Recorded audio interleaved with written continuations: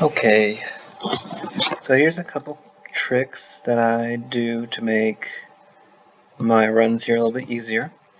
So first I have, if you shift right click, you can mark tiles. So I've marked the bank, I marked my first spot that I click from depositing ore, which is here, and then the other two spots that I aim for. And then you can turn on from RuneLite settings these, which mark the areas that you click. In my bank, I've got this tab set up with just enough rows for my window to make the ore and my stamina right next to the deposit. And then you can mark these with the RuneLite screen markers. When I deposit,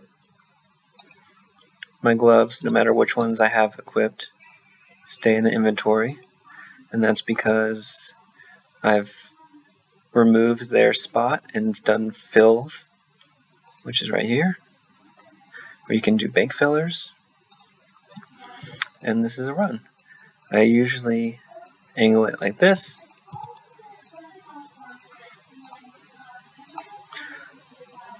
I can run over here.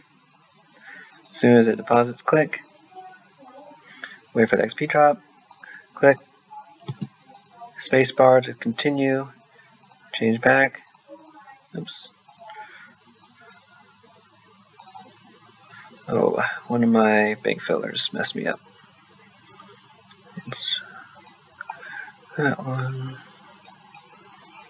There we go. And another trick is with RuneLite, you can do settings to hold shift and withdraw one.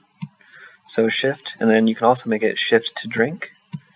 So that makes it really easy to do staminas while you're doing this. Let go of shift, click away, click here. As soon as it deposits, click there. The reason I click here and then click here is there's a little bit of delay between equipping the gloves and being able to withdraw. It's a little bit more controlled, for me at least, to do it in two separate steps.